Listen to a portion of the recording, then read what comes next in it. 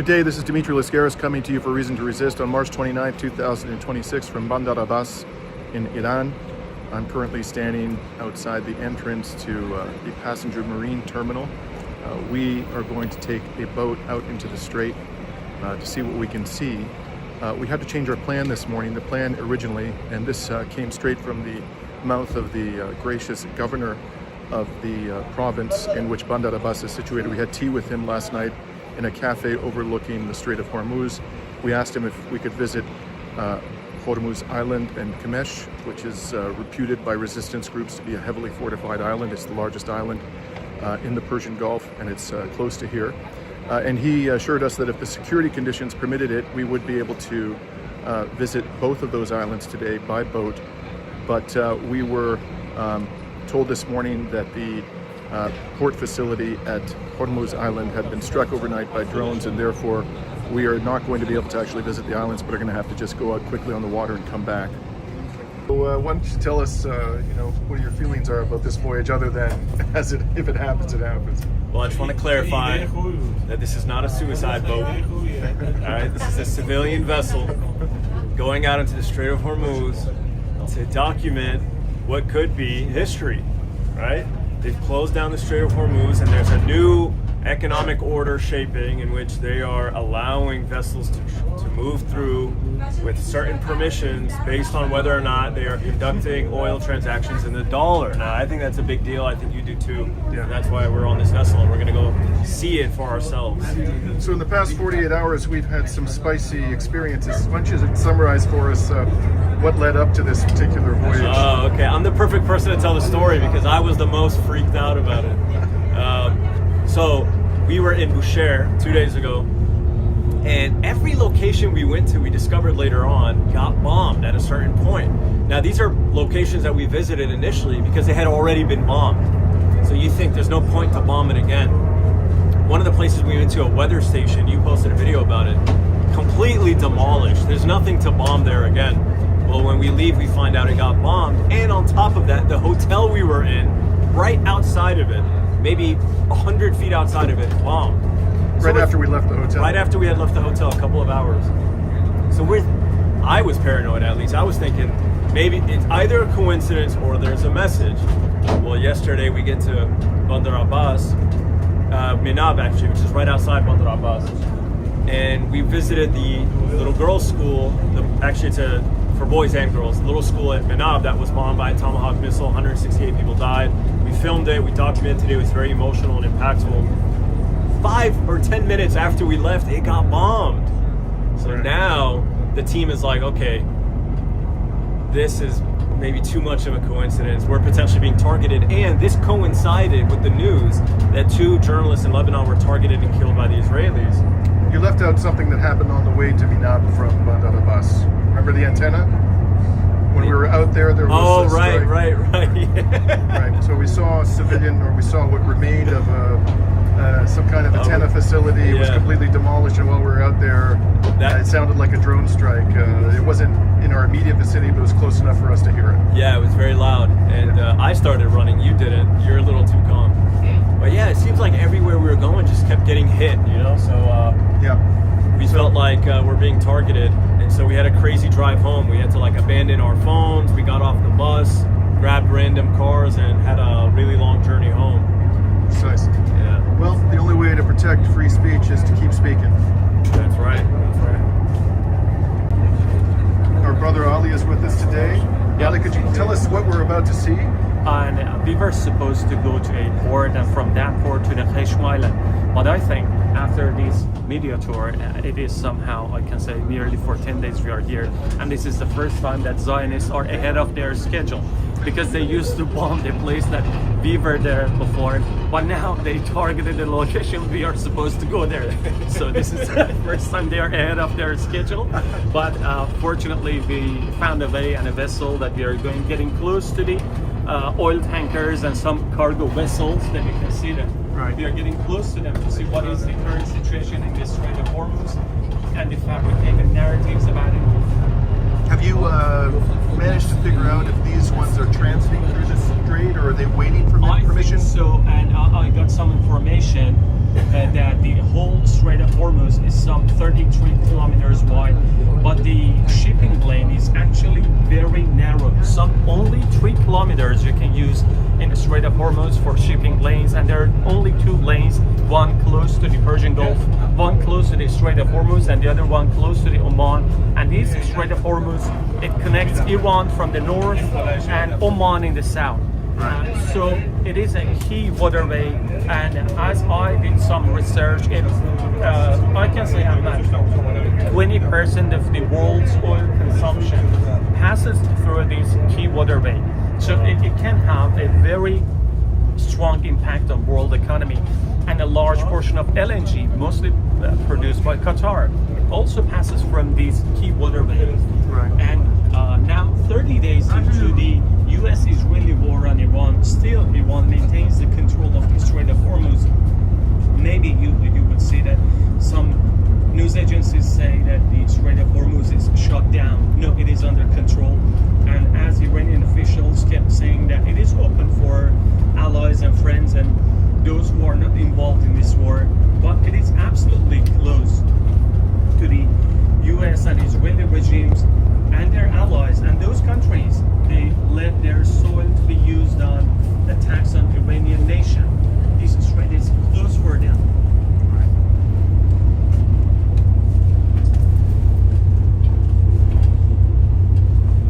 That's a lot of ships. It is indeed. Several dozen just in the Yeah. immediate area. Just within, on this side of the vessel, there's several dozen. Yeah, there's one's on the other side. Over here.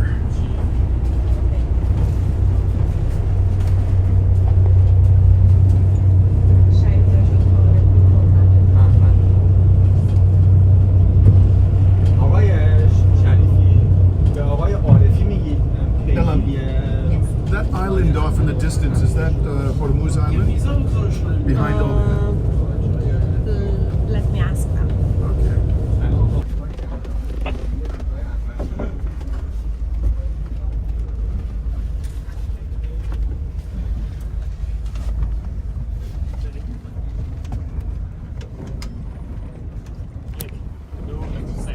30 days into the US-Israeli war in Iran, now we are in the Strait of Hormuz in southern Iran, and we are just, I can say, maybe 1 kilometer away from the port in southern Iran.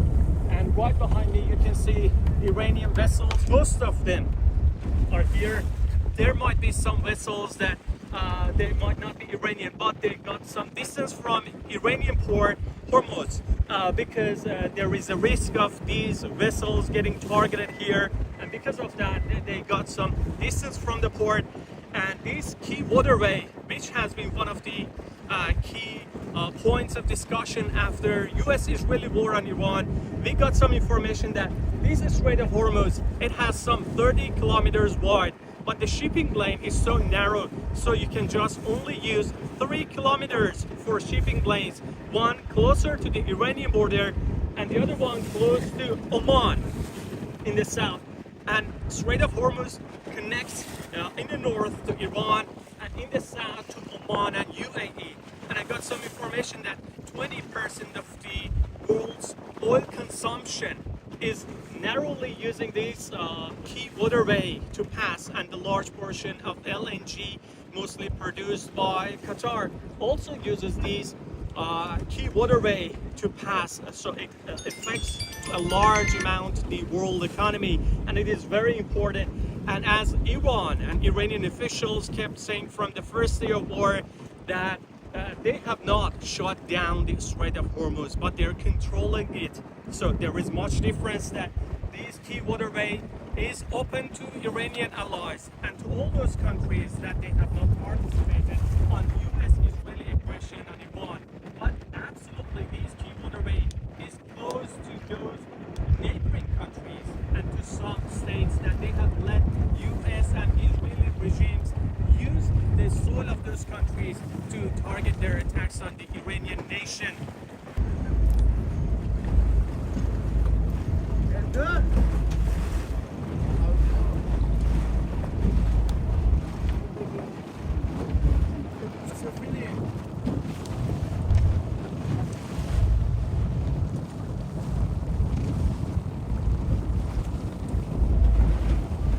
اکبری خیلی دورن.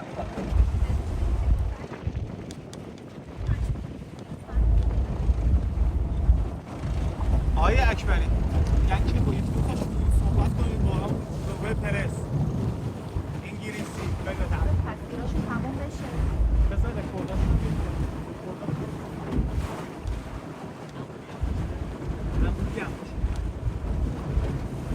So off in the distance, you should be able to make out directly ahead a cliff that I'm pretty sure is Kamesh Island, the largest island in the Persian Gulf. You can see that it's quite rugged. There's high elevations on that island, and resistance channels report that it is heavily fortified and fully prepared for any attempted amphibious landing. I personally am skeptical that the United States military is going to attempt any kind of amphibious landing on that island. If it does attempt any amphibious landing, it's likely to be on a very small island that is further away from the Iranian coastline and that is of little to no strategic importance to the Islamic Republic.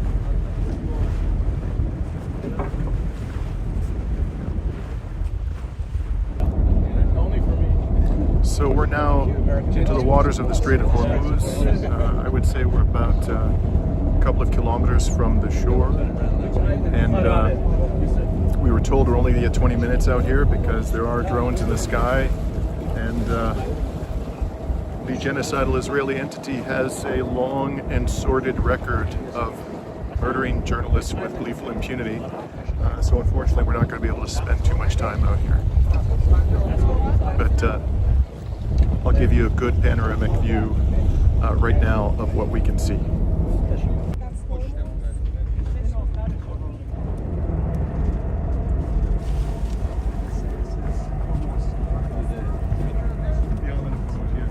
That means the Strait is just on the right of it.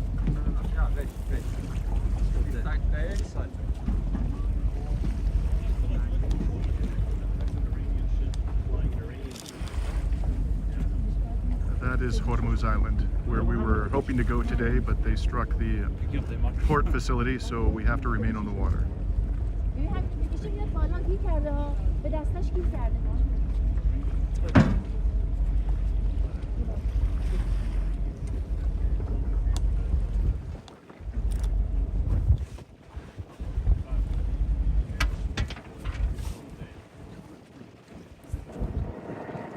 حالا مراقب باش گوشیت نیفته.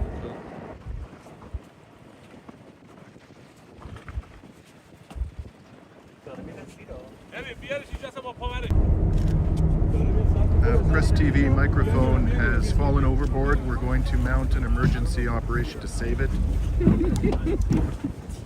Who's going in? Ali, I think that's your microphone. You have a duty to make the sacrifice, brother.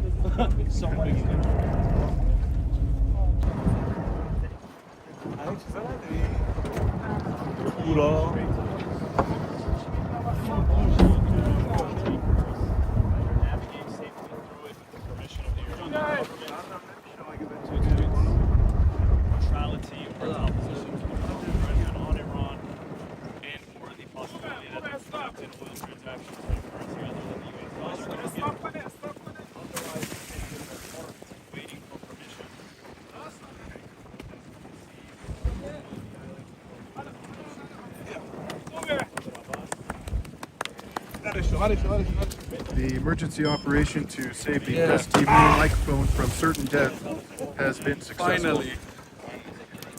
But it drowned. Yeah.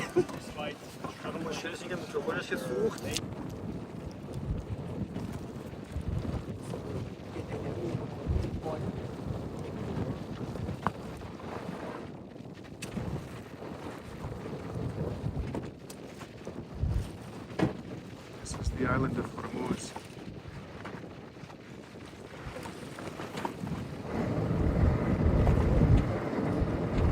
You can see it's quite rugged, mountainous. I think that would pose a challenge to anybody who's trying to wrest control of it from the Iranian military. And over here is the much larger island of Kamesh. largest island in the Persian Gulf.